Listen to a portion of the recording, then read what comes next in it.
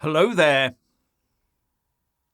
From what I've seen of the reports coming out of France, I think Macron is caught between a rock and a hard place.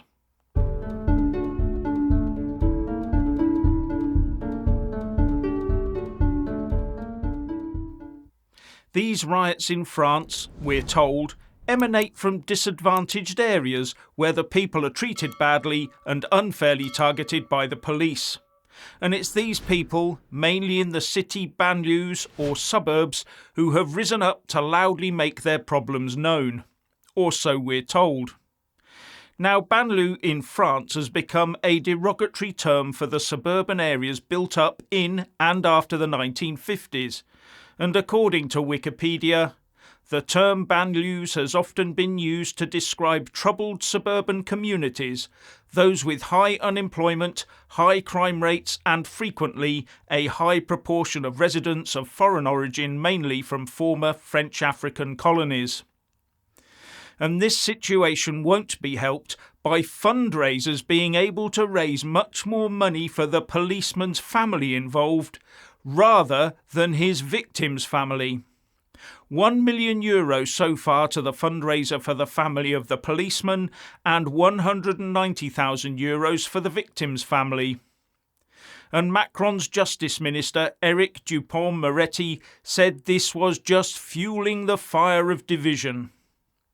Now Macron is a lefty, so he might see this as a golden opportunity to tidy these areas up with a lot more money and less policing.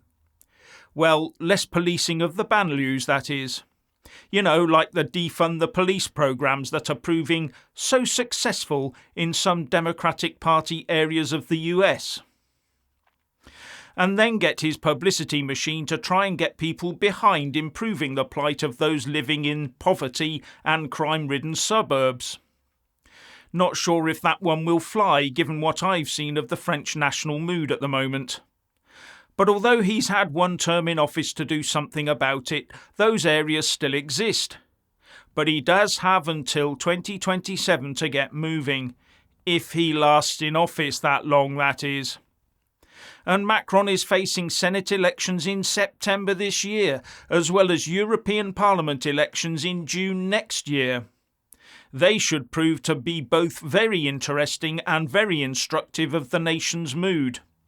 And the European Parliament elections could well end up with a lurch to the right across the European Union. And the old lefty trick of calling anyone who disagrees with them a racist is unlikely to gain much traction. But Macron might also be tempted to target his opponents on the right in some way, to try and put a lid on them, somehow. But how he could do that is unclear, given the divide we now see. Because, surprisingly, France appears to be very late to the game of imposing the woke agenda on all the arms of government. And that might be a revelation to you, with The Spectator saying in April that even the left in France thinks there are too many newcomers, and The Atlantic said that the French are in a panic over le wokeism. Although, back in May last year, Macron did shock the generally anti-woke French establishment by appointing Pape Ndiaye to the post of Education Minister, and he is a specialist in US history and minority issues and in favour of so-called positive discrimination. With National Rally's Marine Le Pen accusing him of plotting the deconstruction of our country, its values and its future. So one has to wonder, given all these reports coming out of France, if there is anyone within the French security services that would go along with any sort of woke-style plans, let alone an attack on the right. And that fundraiser does send out signals all of its own, illustrating that this is far from over. Now, following on from Nigel Farage's banking problems that I talked about last week, it seems that Laurence Fox, the leader of the Reclaim Party, who is standing in the Uxbridge and South Ruislip by-election triggered by Boris Johnson's shock resignation, has joined in. Laurence Fox has already experienced problems with banks over an account for his political party, but he now appears to be lashing out in sympathy with Nigel Farage. He's been communicating with his bank, Barclays, publicly using Twitter to demand all his money be available for him to take away in cash today. And I do have to wonder what the voters in Uxbridge and South Ruislip will make of that. Now, he's also said he's not closing the account, but is just withdrawing the bulk of the money and leaving £100 in there to see if Barclays then shuts his account down for him. And he's also, in one of his tweets, called for a run on the banks. However, once he has taken out all but £100, Barclays may take the view on these new commercial grounds we hear about that it would be better to close his accounts for him. And Fox says he has a trusted bank account all lined up to put the dosh into. But other banks may be watching closely, and they do not have to give him a bank account. Under the current rules, that is. Now the Chancellor, Jeremy Hunt, stepped in and said he is deeply concerned about this banking cancel culture, and the City Minister, Andrew Griffith, has been dispatched to find out what's going on. And a report from a consultation on this issue is due to be released in weeks. Of course, Jeremy Hunt and the woke civil service establishment are concerned about their opponents on the centre-right being targeted for bank cancellation, aren't they? Considering how tight they all are with the likes of the UN and the WEF, I find it very hard to believe that they haven't just stood by and watched this banking cancel culture take hold and quietly proliferate. The vast majority of lefties are revelling in it, thinking it could never happen to them, as well as taking the opportunity to spread slander and libel about the financial affairs of the likes of Nigel Farage and Lawrence Fox. And this is the problem with the way the system is set up. It could be argued that just by shutting down someone's account with no explanation could be seen as a form of defamation, or at least inciting defamation by others. Now here's a thought. People who go to prison for really awful crimes can have bank accounts or set one up when they get released. Can you imagine the lefty meltdown if they were all denied access to banking? And how about politicians who actively want to tear the country apart, and all the hate preachers out there? The son of one of those was jailed for 3 years for money laundering plots. Wonder if everyone involved, including family members, were booted out of the banks. Anyway, one MP, Reclaim's Andrew Bridgen, applied to ask an urgent question about all of this in Parliament today, but was refused permission. I can't understand why my urgent question was declined, and I struggle to understand why no other MP in our Parliament wanted to question the government on this important issue, Bridgen tweeted. Something tells me that the report I mentioned earlier will say there's nothing to worry about, and the Chancellor will eventually say, if he's even asked about it, that he's given the banks a ticking off and they'll be more careful in future. Remember that with the impending loss of cash and the introduction of a central bank digital currency, the establishment will need punishments like the withdrawal of banking services, either temporarily or permanently, to control the population. And with a central bank digital currency, how do you take your money out and to where do you transfer it?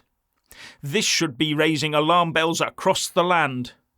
Unhindered access to the financial system is as important in the modern world as access to food and water is.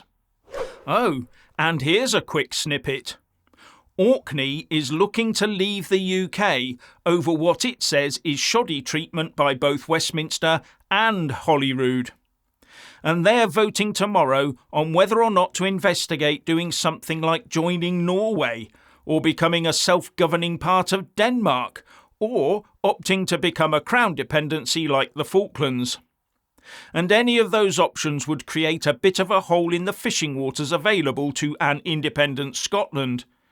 And it might also impact on Scottish oil and gas production.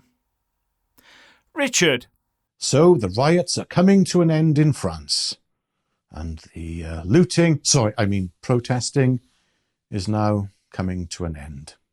because people are going back to work on Monday morning, because all these people who've been rioting at work, of course. And that's it. It's all over. Nothing to worry about. Bit of a storm in a teacup, really. Or is it? I'm not so sure. I think this is the beginning of something. Whether the protesters stop protesting is one thing. But the reaction of the peoples of Europe, we'll say, that who have lived here a little longer than those recent editions, the reaction of those people is going to be quite telling in the upcoming elections right across Europe. In the next 2 years, you're going to see a swing to the far right. Am I saying that's a good thing? No. Am I saying it's a bad thing? No. I'm not saying anything on it. I'm just saying what it is. You've got to be ready for this, because the far left will be out there now, okay? Macron's going to come out. I think Jeff may have just spoken on this. He's going to come out and he's going to be saying to everyone, look, you lot, the reason that we've had these protests and these riots is because these poor, misunderstood people we have let into the country, we've let them down. We need to give them more housing, more money, and we need to bow down to their way of life and religion, maybe. I don't know. So that's going to be the reaction of the left. But you will see the far right start to emerge out of this as well. And it will be quite ugly, I'm afraid. It really will. And I'm not talking Marine Le Pen. I don't think Marine Le Pen is far right. Not at all. And I know some of you will be there saying, well, if you don't think Marine Le Pen's far right, you must be really far right. Don't you just hate the mentality of politics in this day and age where you have to justify your position? Well, anyway, that doesn't matter. I don't care what you think I am or anybody else, because you're throwing around these terms like far right and racist like they're meaningless. Well, they do have meaning. And real racism is something you should hope you never encounter in your life, because it is a very evil thing. Back to point. Things are going to start getting very, very dark in Europe right now, I'm afraid, because people are going to lurch. People are too reactionary, and justifiably so. When you've seen events like the ones that have just unfolded in France and you don't react strongly, then you're not just justifying it, you're enabling it. Anyway, things are not settled in France, and I think there's a lot more to see on this front. So we will be covering it. You know, you'll get most of your in-depth analysis from Jeff's segment, and you'll get more of the rant from me. Look after yourselves. We will see you tomorrow for Jeff's midday video, and I will be joining Jeff probably later on tomorrow, although I may be filming from a very different location. Anyway, you lot, take care. Leave anything you want to say in the comment section below. Bye for now.